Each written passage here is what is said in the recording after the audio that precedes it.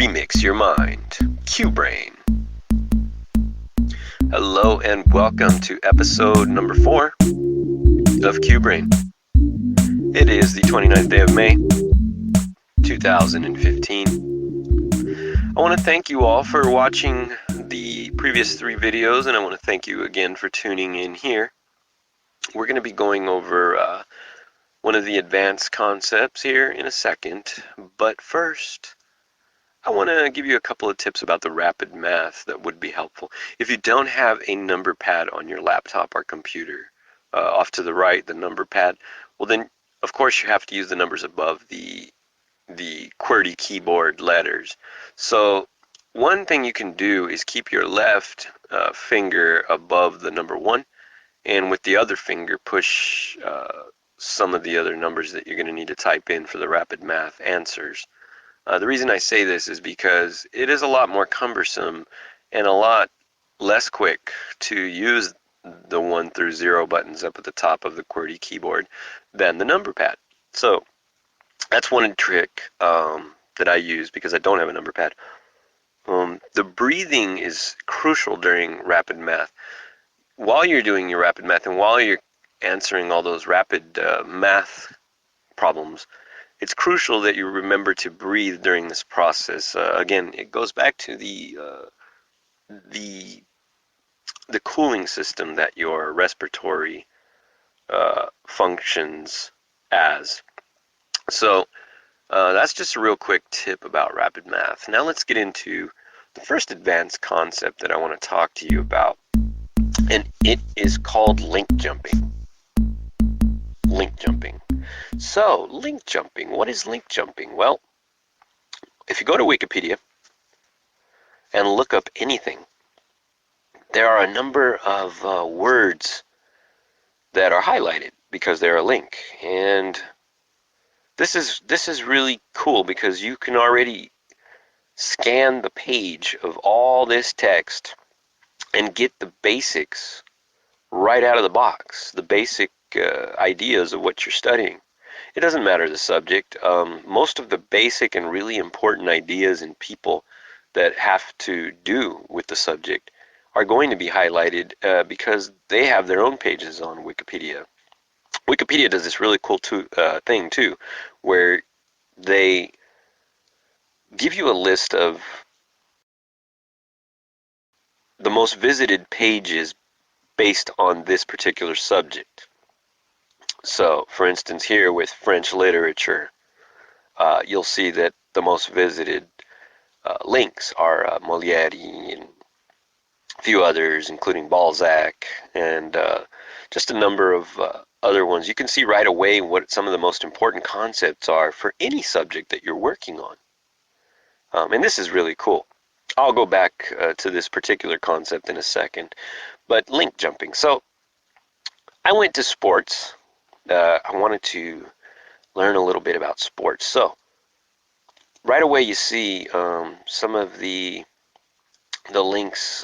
It comes from the Old French, from the word to sport.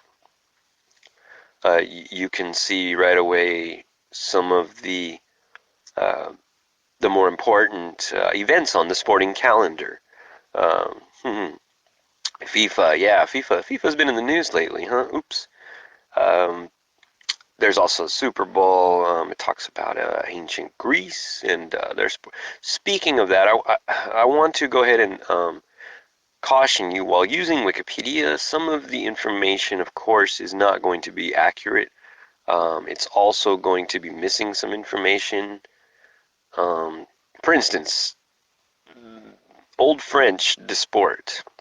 Well, when I was younger, I was basically taught that the word sport comes from Sparta, which is, of course, one of the Greek city-states that was very rough and tumble and very athletic in nature and warlike.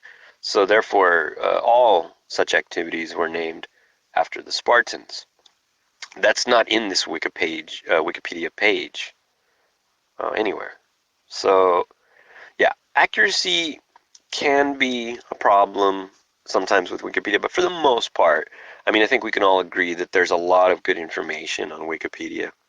And it's changing all the time because, of course, it's user edited.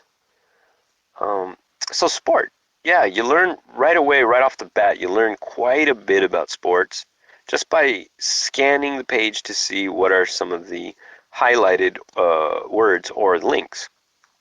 This is something that you can transfer into any subject that you want to, whether you're into U.S. history, astrology, astronomy, anthropology, skateboarding, manga, uh, makeup, whatever your interest, you can start to use Wikipedia to become a genius, to become an expert at that particular interest. And really, it will help you out a lot because the more you know, the more you have to offer. Me, for instance, as I've said before, I'm no genius, and I'm not a very gifted or smart guy by nature. It's just that I've learned these tools and techniques, which is QBraining, and I can talk about things that I never even would have fathomed before because my brain has been sparked, and because I have an interest in all of these things, and I have the capability of soaking in more knowledge than I used to. I want to really stress the fact that if I can do QBrain, and if I can learn very many things, then any of you can, because really I'm not a genius. I'm not a Neil deGrasse Tyson, a Bill Nye, or an Albert Einstein, or any of these people. All of these people are leagues above me in IQ and intelligence and in natural born gifts.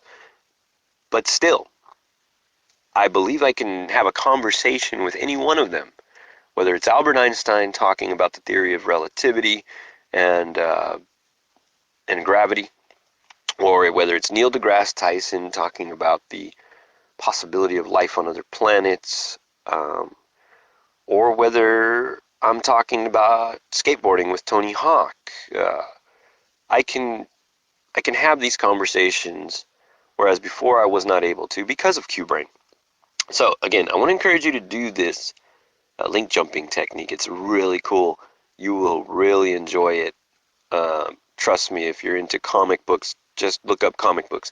Right away you'll learn about Yellow Kid. Right away you'll learn about some of the first comics that were created, and this will give you. You'll become like an encyclopedia. You'll be the go-to person in your field and industry for knowledge. I think that's going to wrap it up because it's already a very long video.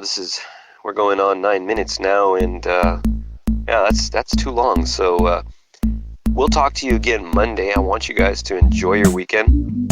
I'm going to go ahead and take the weekend off, and we'll have a new video with yet another advanced concept of QBrain on Monday. Thanks. Take care, guys. Remix your mind. QBrain.